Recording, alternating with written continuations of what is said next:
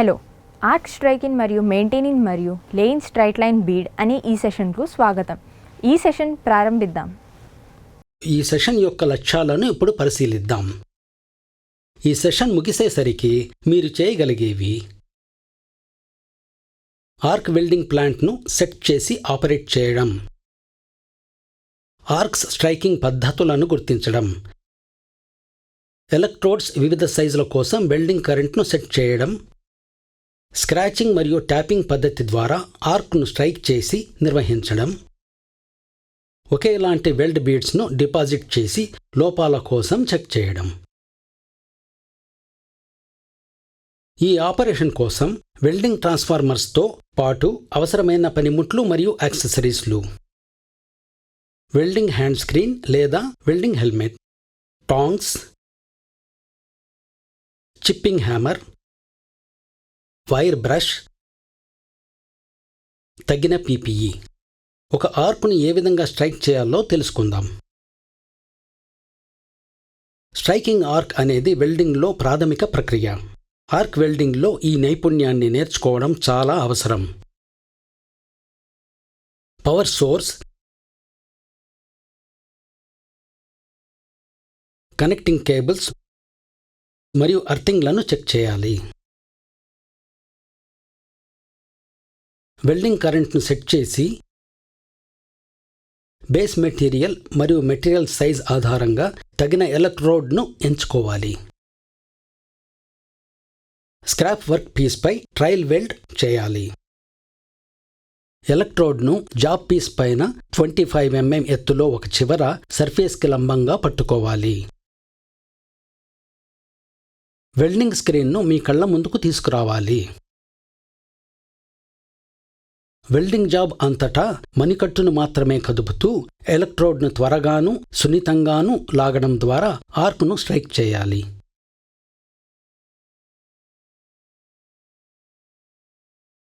ఎలక్ట్రోడ్ను కొన్ని సెకండ్ల పాటు సర్ఫేస్ నుండి సుమారు 6 mm విత్డ్రా చేసి ఆపై దానిని సుమారుగా 4 mm దూరానికి తగ్గించాలి. ఇప్పుడు మనం ఆర్క్ను స్ట్రైకింగ్ చేసే పద్ధతులు తెలుసుకుందాం. 2 పద్ధతులు ఉన్నాయి: ట్యాప్ మెథడ్, స్క్రాచ్ మెథడ్. మనం వాటిలో ఒక్కొక్క దాని గురించి వివరంగా తెలుసుకుందాం. మొదట ట్యాప్ మెథడ్ గురించి తెలుసుకుందాం. ట్యాప్ మెథడ్లో ఎలక్ట్రోడ్ ఒక నిలువుగా జాబ్కి ఒక కోణంలో ఉంచబడుతుంది. ఆర్క్ వర్క్ సర్ఫేస్ మీద ఆర్క్ ట్యాపింగ్ లేదా బౌన్సింగ్తో మొదలయ్యి దానిని ఎలక్ట్రోడ్ వ్యాసానికి సమానమైన దూరానికి పెంచుతుంది. ఇప్పుడు స్క్రాచ్ మెథడ్ గురించి తెలుసుకుందాం. స్క్రాచ్ మెథడ్లో పేరు సూచించినట్లుగా మీరు అగ్గిపుల్లని గీసినట్లుగా ఎలక్ట్రోడ్ ఒక కోణంలో వంగిన ప్లేట్ అంతటా కదులుతుంది. ఎలక్ట్రోడ్ ప్లేట్ను స్క్రాచ్ చేసినప్పుడు ఒక ఆర్క్ స్ట్రక్ అవుతుంది. ఈ జ్ఞానంతో ఇప్పుడు ఆర్క్లను స్ట్రైక్ చేయడం, నిర్వహించడం నేర్చుకుందాం. ఈ పద్ధతిలో 2 ప్రధాన దశలున్నాయి. Step 1 job preparing, step 2 arcs striking. వీటి గురించి వివరంగా తెలుసుకుందాం. స్టీల్ రూల్ ఉపయోగించి రా మెటీరియల్ సైజ్ చెక్ చేయాలి. అవసరమైన సైజ్కి మార్క్ మరియు ఫైల్ చేయాలి.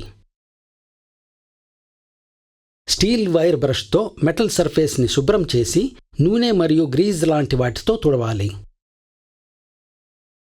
తగిన పీపీఈ ధరించాలి. తర్వాత స్టెప్ ఆర్క్లను స్ట్రైకింగ్ చేయడం. అవసరాన్ని బట్టి హోల్డర్లో 4 mm వ్యాసం MS ఎలక్ట్రోడ్ని ఫిక్స్ చేయాలి. అవసరానికి అనుగుణంగా వెల్డింగ్ కరెంట్ అంటే యాంపరేజ్ సెట్ చేయాలి. వెల్డింగ్ ట్రాన్స్ఫార్మర్ ఆన్ చేయాలి. స్క్రాచింగ్ మెథడ్తో ఆర్క్ను స్ట్రైక్ మరియు మెయింటైన్ చేయాలి.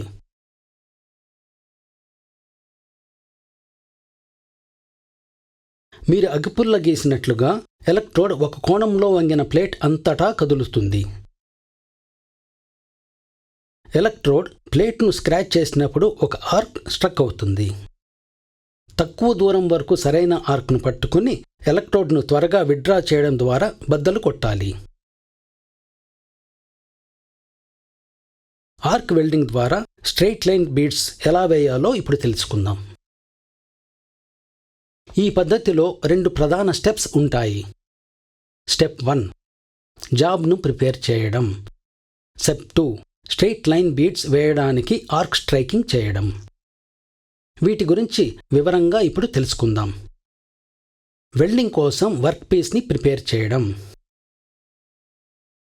తగిన పీపీఈ ధరించాలి. స్టీల్ రూల్ ఉపయోగించి రా మెటీరియల్ సైజ్ చెక్ చేయాలి. డ్రాయింగ్ ప్రకారం సైజుకి మార్క్ మరియు ఫైల్ చేయాలి. డ్రాయింగ్ ప్రకారం బీడ్ పొజిషన్ మార్క్ చేయాలి. తర్వాత స్ట్రెయిట్ లైన్ బీడ్స్ వేయడానికి ఆర్క్ను స్ట్రైకింగ్ చేయడం గురించి తెలుసుకుందాం. ఫ్లాట్ పొజిషన్లో వెల్డింగ్ టేబుల్ మీద వర్క్ పీస్ను సెట్ చేయాలి. ఆర్క్ వెల్డింగ్ ప్లాంట్ను సెట్ చేసి వెల్డింగ్ కేబుల్స్ను కనెక్ట్ చేయాలి. హోల్డర్లో 4 mm వ్యాసం యొక్క ఎంఎస్ ఎలక్ట్రోడ్ను సెలెక్ట్ చేసి ఫిక్స్ చేయాలి. వెల్డింగ్ మిషన్ మీద 140 to 150 amperesకు వెల్డింగ్ కరెంట్ సెట్ చేయాలి. ట్రయల్ కోసం స్క్రాప్ పీస్ మీద ఆర్క్ను స్ట్రైక్ చేసి కరెంట్ సెట్టింగ్ను గమనించాలి. ఒక ఎడ్జ్ వద్ద జాబ్ పీస్పై ఆర్క్ను స్ట్రైక్ చేసి ఒకే విధమైన సాధారణ షార్ట్ ఆర్క్ను నిర్వహించాలి.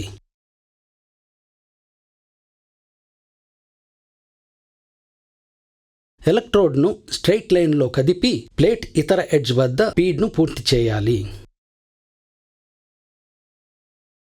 వెల్డింగ్ సమయంలో ఎలక్ట్రోడ్ కోణం 70 degrees నుండి 80 degrees ఉండాలి. ఆర్క్ లెంత్ స్థిరమైన పదునైన చిటపట శబ్దాన్ని ఉత్పత్తి చేస్తుంది.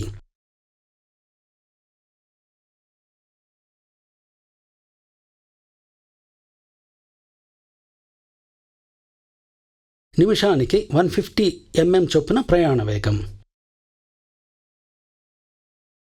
వెల్డ్ బీడ్ నుండి స్లాగ్ను తీసివేసి వీటి కోసం చెక్ చేయాలి.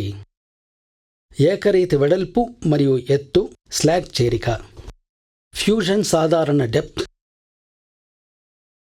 నిటారుతనం. మంచి ఫలితం వచ్చే వరకు దీనినే రిపీట్ చేస్తూ ఉండాలి.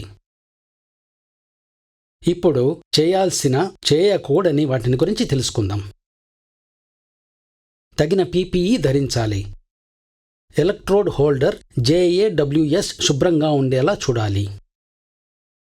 పవర్ సోర్స్ DC అయితే ఎలక్ట్రోడ్ను నెగటివ్ స్ట్రెయిట్ పోలారిటీతో కనెక్ట్ చేయాలి.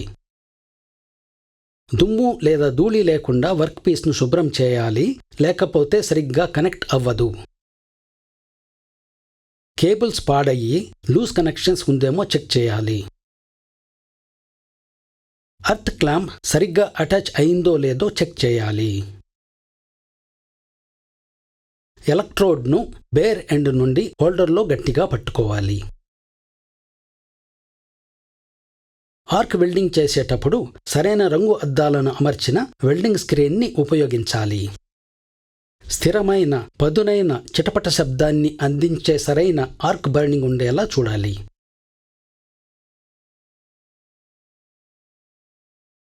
ఎలక్ట్రోడ్ అతుక్కుపోకుండా ప్రతిసారి ఆర్క్ స్ట్రక్ అయ్యే వరకు ఇలాగే చేస్తూ ఉండాలి.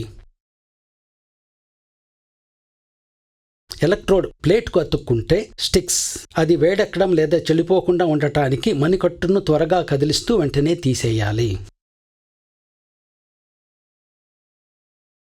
విజువల్ ఇన్స్పెక్షన్ ద్వారా వెల్డ్ లోపాలు మరియు బీడ్ నాణ్యత కోసం చెక్ చేయాలి.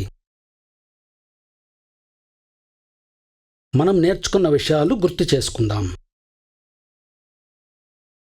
ఆర్క్ వెల్డింగ్ ప్లాంట్ను సెట్ చేసి ఆపరేట్ చేయడం, ఆర్క్ స్ట్రైకింగ్ పద్ధతులను గుర్తించడం, ఎలక్ట్రోడ్ల వివిధ పరిమాణాల కోసం వెల్డింగ్ కరెంట్ను సెట్ చేయండి, స్క్రాచింగ్ మరియు ట్యాపింగ్ పద్ధతి ద్వారా ఆర్క్ను స్ట్రైక్ చేసి నిర్వహించడం, ఒకేలాంటి వెల్డ్ బీడ్స్ను డిపాజిట్ చేసి లోపాల కోసం చెక్ చేయడం. సో ఇదంతా లైన్ బీడ్ వేయడం కోసం ఆర్క్ను స్ట్రైకింగ్ చేయడం మరియు నిర్వహించడం గురించి. మీరు అన్ని విషయాలను ఎక్సర్సైజ్లను అర్థం చేస్తున్నారని ఆశిస్తున్నాను. తదుపరి సెషన్లో కలుద్దాం.